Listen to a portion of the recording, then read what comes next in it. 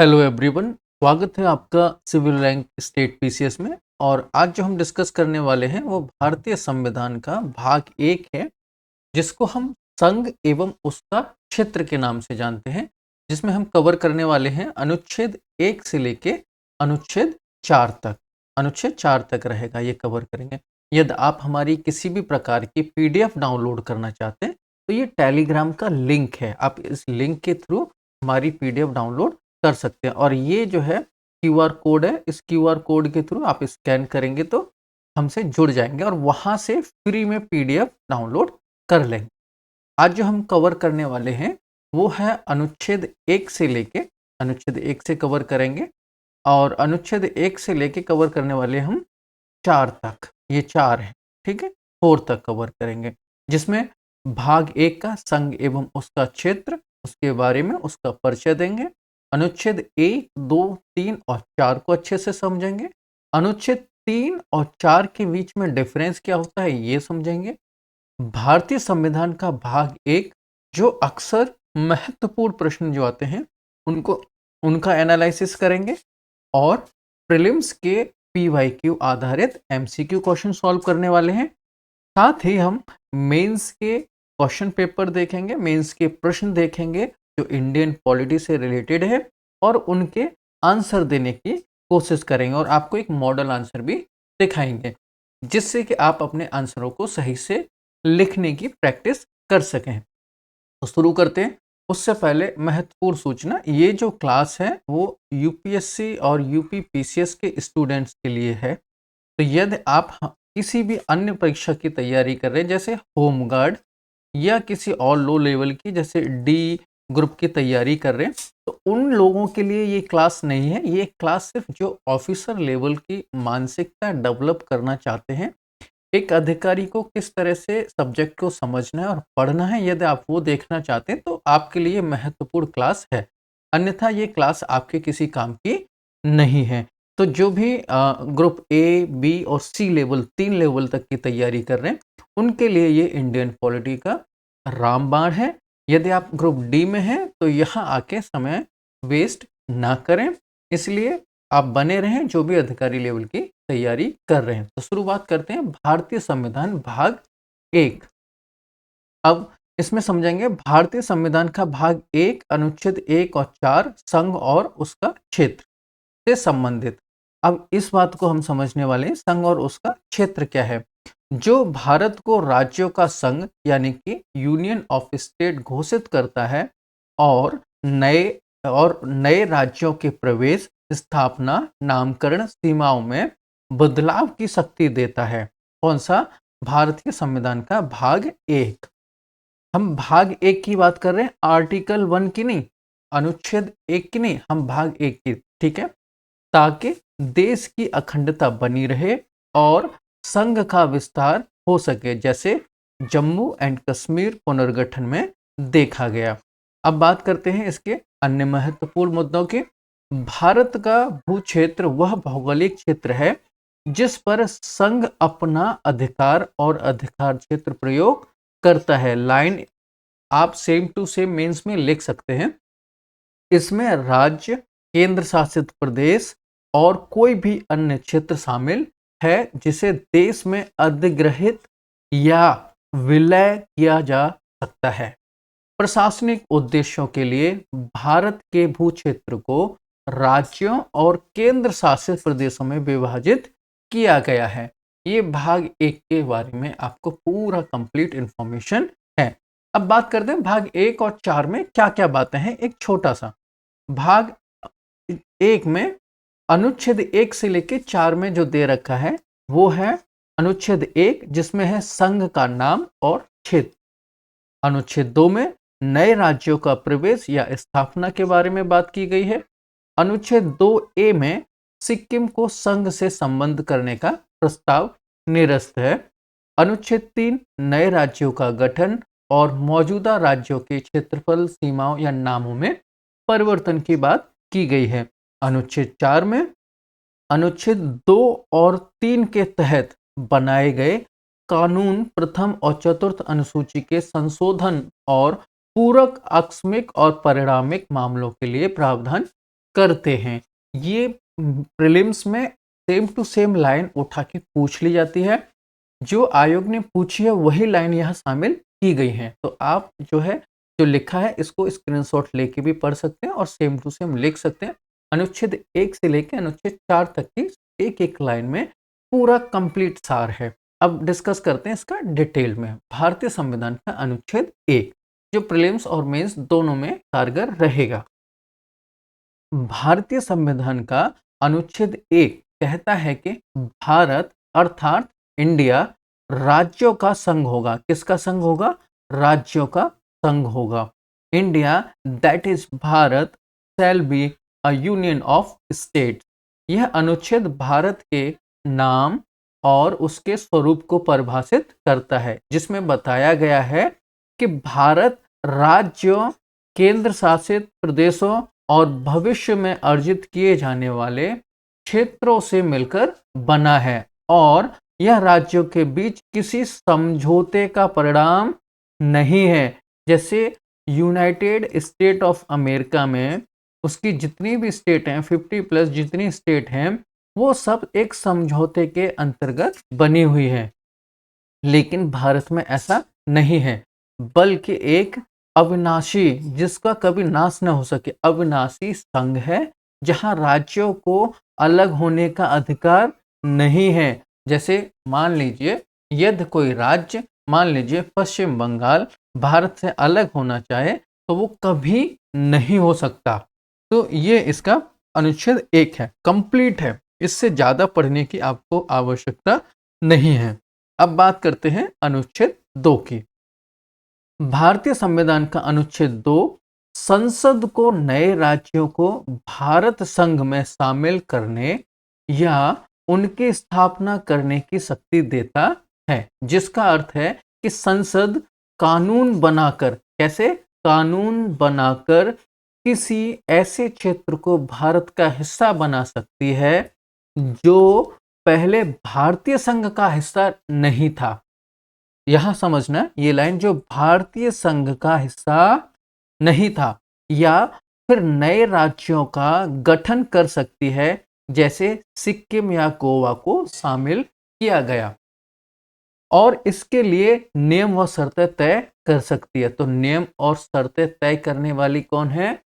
संसद। अब यहां से ये आप बात पकड़ लीजिए अच्छे से। अनुच्छेद 3 में 3 से अंतर, अब अनुच्छेद 2 जो पढ़ा है इसमें 3 से क्या अंतर है मोटा मोटा समझ लीजिए। अनुच्छेद 2 भारत के बाहर के क्षेत्रों या नए क्षेत्रों को शामिल करने से संबंधित है। कहाँ के? बाहर के क्षेत्रों। जबकि अनुच्छेद 3 भारत के भीतर, भीतर मतलब जैसे उत्तर प्रदेश में से उत्तरांचल बनाया गया फिर उत्तराखंड हो गया, इस तरह के भीतर। अनुच्छेद 3 भारत के भीतर मौजूदा राज्यों के क्षेत्रों, सीमाओं या नामों में परिवर्तन से संबंधित है। आपको ये जो है लाइन एकदम क्लियर होनी चाहिए। आपको इसको 5 स्टार लगा लीजिए। बात करते हैं भारतीय संविधान के अनुच्छेद 3 की। भारतीय संविधान का अनुच्छेद 3 संसद को नए राज्यों के गठन, मौजूदा राज्यों के नामों, क्षेत्रों या सीमाओं में परिवर्तन करने की शक्ति देता है। जैसे तेलंगाना का निर्माण, यह संसद को यह अधिकार देता है कि वह किसी राज्य के क्षेत्र को अलग करके नया राज्य बना सके, 2 या 2 से अधिक राज्यों को मिलाकर एक कर सके या किसी राज्य के क्षेत्र को बढ़ा घटा सके। अब ये देखो, अनुच्छेद 3 जो है हमारे भारत देश के अंदर के राज्यों से संबंधित है। अनुच्छेद 2 जो है हमारे भारत देश के बाहर के राज्यों या भूभाग से संबंधित है। संसद की शक्ति, यह शक्ति विशेष रूप से संसद के पास है जो कानून बनाकर इस परिवर्तन को कर सकती है। अब बात करते हैं और समझने की कोशिश करते हैं भारतीय संविधान का अनुच्छेद 4। अनुच्छेद 4 कहता है कि अनुच्छेद 2 क्या? नए राज्यों का प्रवेश, और अनुच्छेद 3 नए राज्यों का गठन, सीमा परिवर्तन के तहत संसद द्वारा बनाए गए कानून पहली और चौथी अनुसूची, किस किस में? पहली और चौथी अनुसूची, जैसे राज्यों के नाम और राज्यसभा सीटों की संख्या में आवश्यक बदलाव करेंगे और इन्हें संविधान संशोधन अनुच्छेद 368 नहीं माना जाएगा, जिससे संसद साधारण बहुमत से राज्यों के पुनर्गठन कर सकती है, जैसे तेलंगाना का निर्माण हुआ। अब यहाँ से आपका प्रश्न बन जाता है कि संसद राज्यों का पुनर्गठन किस तरह के मतदान से कर सकती है? तो साधारण बहुमत से, संसद में साधारण बहुमत के आधार पर नए राज्यों का पुनर्गठन कर सकती है। तो अनुच्छेद 1, 2, 3 और 4 आपको उंगलियों पे याद हो जाना चाहिए। 2 और 3 में क्या डिफरेंस है?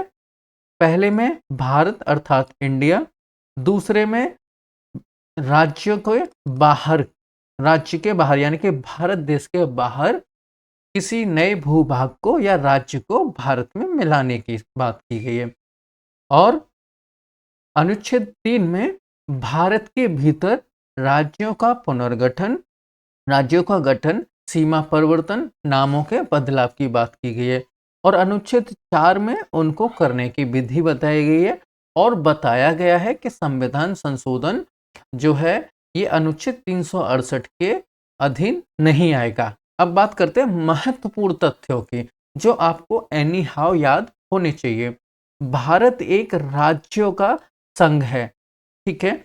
भारत को संघ कहा गया है, परिसंघ यानी कि फेडरेशन नहीं। अगर क्वेश्चन में आता है कि भारत एक फेडरेशन है तो फेडरेशन नहीं है, वो एक राज्यों का संघ है, अविनाशी राज्यों का संघ, जो राज्य कभी भी भारत के केंद्र से अलग नहीं हो सकते। राज्यों को संघ से अलग होने का अधिकार नहीं है। ये सेम टू सेम स्टेटमेंट याद रखना, क्वेश्चन में ऐसे ही आते हैं। अनुच्छेद 2 व 3 के अंतर्गत बने कानून संविधान संशोधन नहीं माने जाएंगे, ठीक है। संविधान संशोधन किसके अंदर आता है? अनुच्छेद 368 के अधीन जो भी संशोधन होते हैं उनको संविधान संशोधन माना जाता है। तो ये 368 के अंतर्गत नहीं आएंगे और साधारण बहुमत से जो है पास करके बिल और इनको अनुच्छेद 2 और 3 पारित कर लिए जाएंगे। संघ की विशेषता क्या है? संघ जो है अविनाशी संघ है, मजबूत केंद्र है, असममित संघवाद है और संसद की सर्वोच्चता है। आपको ये पूरी स्लाइड अच्छे से याद होनी चाहिए। आपका अनुच्छेद 1 से लेके 4 तक 100% कंप्लीट हो गया। कुछ भी प्रश्न आएगा आप टैकल कर ले जाएंगे। आपसे छोटी सी रिक्वेस्ट है, वीडियो को लाइक कर दीजिए, चैनल को सब्सक्राइब कर दीजिए, क्योंकि अभी हम बहुत छोटे स्तर पे हैं। अभी हमारी बहुत बड़ी दुकान या बहुत बड़ा ऐसा चैनल नहीं है जो कहते हैं ना कि बड़ी दुकान और फीके पकवान, ऐसा कुछ नहीं है। हम ज़मीनी स्तर से मेहनत कर रहे हैं। तो आपसे रिक्वेस्ट है कि एक वीडियो को जो भी आप देख रहे हैं आप इसको लाइक कर दीजिए, चैनल को सब्सक्राइब कर दीजिए और आपका कोई क्वेश्चन है तो आप हमें कमेंट बॉक्स में लिखिए या आप किस तरह के और वीडियो चाहते हैं वो लिखिए और बताइए कि आपको हमारी क्लास कैसी लग रही है, इसमें और क्या सुधार की आवश्यकता है या आप किस तरह से इस क्लास को देखते हैं, आपको कितना इन क्लासों से समझ में आ रहा है। अब बात करते हैं प्रीवियस ईयर के क्वेश्चन पेपर की। जो प्रीवियस ईयर में पूछे गए प्रश्न हैं उनको हल करते हैं और जो हमने पढ़ा है उसका रिवीजन करते हैं। भारत को संविधान में किस रूप में वर्णित किया गया है? परिसंघ है, राज्यों का परिसंघ है, राज्यों का संघ है और संघीय गणराज्य है। तो क्या है हमारा? राज्यों का परिसंघ, यानी कि कभी नहीं ये राज्यों का संघ है, यानी कि ये कभी भी अलग नहीं हो सकते हैं। जो राज्य हैं वो कभी अलग नहीं हो सकते हैं। अब बात करते हैं अनुच्छेद 3 के अंतर्गत संसद क्या नहीं कर सकती। क्वेश्चन नंबर 2 है, प्रीवियस ईयर क्वेश्चन पेपर में पूछा गया प्रश्न है कि अनुच्छेद 3 के अंतर्गत संसद क्या नहीं कर सकती?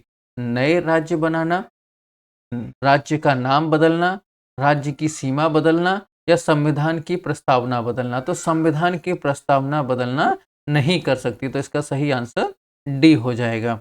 अब बात करते हैं क्वेश्चन नंबर 3 की। निम्नलिखित में से किस अनुच्छेद के अंतर्गत सिक्किम भारत में शामिल हुआ? अब सिक्किम जो है किसके अंतर्गत शामिल हुआ? आपको यह आंसर आपको बताना है। अनुच्छेद 1, अनुच्छेद 2, अनुच्छेद 3 और अनुच्छेद 4। इसका सही आंसर होगा अनुच्छेद 2। बात करते हैं क्वेश्चन नंबर 4 की।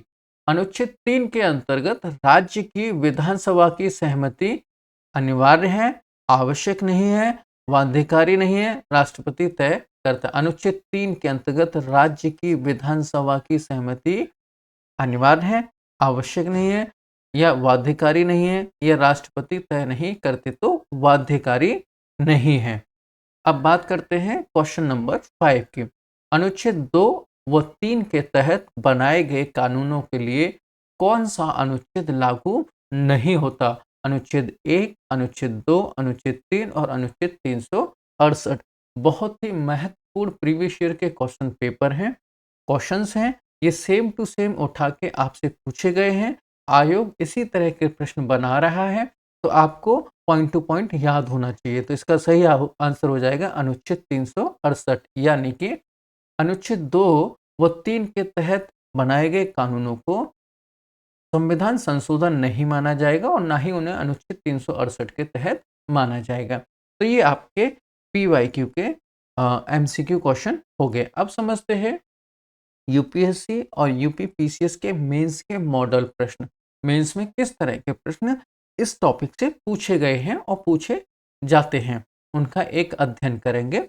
अब प्रश्न संख्या 1 है जो 150 शब्द में लिखने की डिमांड की गई है, और 150 शब्द का जो प्रश्न होता है वो 10 अंक का होता है, 10 मार्क्स मिलते हैं। भारत को राज्यों का संघ कहा गया है, न कि परिसंघ। इस कथन की व्याख्या अनुच्छेद 1 से 4 के संदर्भ में कीजिए। अब ये प्रश्न लिखने की कोशिश कीजिए। आप प्रश्न की प्रकृति को भी समझिए।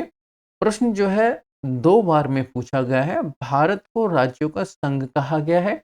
पहले आप इसका जवाब दीजिए, उसके बाद बताइए कि न कि इसे परिसंघ कहा गया है, ये बताइए, और उसके बाद व्याख्या अनुच्छेद 1 से 4 तक उनकी डिटेल लिखिए। प्रश्न संख्या 2 है, अनुच्छेद 3 के अंतर्गत राज्यों के पुनर्गठन की प्रक्रिया का वर्णन कीजिए। प्रश्न संख्या 3 है, राज्यों के पुनर्गठन में संसद की भूमिका का आलोचनात्मक विश्लेषण कीजिए। आप ये शब्द समझने की कोशिश किया करो। यहाँ क्या लिखा है? आलोचनात्मक। यहाँ क्या लिखा है? वर्णन। यहाँ क्या लिखा है? व्याख्या। तो ये प्रश्न के आपको क्वेश्चन समझने की कोशिश करनी है। प्रश्न संख्या 4 है, अनुच्छेद 2 और अनुच्छेद 3 में अंतर स्पष्ट कीजिए। तो आपको एक मॉडल आंसर देते हैं, आप उसके बेस पे समझ सकते हैं कि किस तरह से आंसर आपको लिखना चाहिए। अनुच्छेद 2 और अनुच्छेद 3 में अंतर स्पष्ट कीजिए। तो आपको भूमिका ऐसे लिखनी है, ये ऐसे शब्द नहीं लिखना है भूमिका, ये मैंने आपको एक बताने के लिए लिख दिया भूमिका। भूमिका कैसे शुरू करेंगे? भारतीय संविधान के अनुच्छेद 2 और 3 संसद को भारत के संघीय ढांचे में परिवर्तन करने की शक्ति प्रदान करते हैं।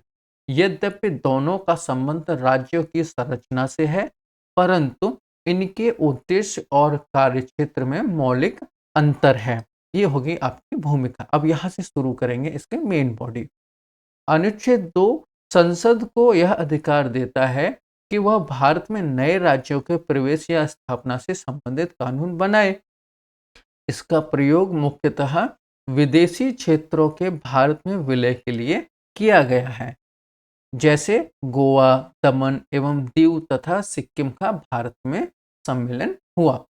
इसके विपरीत अनुच्छेद 3 संसद को यह शक्ति प्रदान करता है कि वह भारत के भीतर विद्यमान राज्यों का पुनर्गठन कर सके, इसके अंतर्गत नए राज्यों का गठन कर सके, राज्यों की सीमाओं में परिवर्तन कर सके और क्षेत्र का विस्तार या संकुचन तथा राज्यों का नाम परिवर्तन शामिल है अनुच्छेद 3 में। अनुच्छेद 3 के अंतर्गत राष्ट्रपति की अनुशंसा आवश्यक होती है तथा संबंधित राज्य की विधानसभा से राय ली जाती है। तो जो संबंधित विधानसभा होती है इससे सिर्फ राय ली जाती है, जो बाध्यकारी नहीं होती। अब आप निष्कर्ष लिखेंगे इस प्रकार अनुच्छेद 2 बाहरी क्षेत्रों के समावेशन से, जबकि अनुच्छेद 3 आंतरिक प्रशासनिक पुनर्गठन से संबंधित है, जो भारतीय संघ को लचीला और गतिशील बनाता है। आप इस तरह से जो है पूरा मॉडल आंसर देख सकते हैं। ये हमारी आने वाली क्लास है, राज्य पुनर्गठन अधिनियम 1956 से संबंधित कंप्लीट इसमें आने वाली क्लास है, जो हम कल लेंगे। इसमें कंप्लीट डिटेल्स रहेंगे, आप इसको देख सकते हैं। और पीडीएफ डाउनलोड करने के लिए ये लिंक है, आप लिंक के थ्रू ज्वाइन कर सकते हैं। और आपसे फिर एक रिक्वेस्ट है, जाने से पहले चैनल को सब्सक्राइब कीजिए, वीडियो को लाइक कीजिए और हमें कमेंट बॉक्स में बताइए कि आपको हमारी क्लास कैसी लगी। जय हिंद, जय भारत।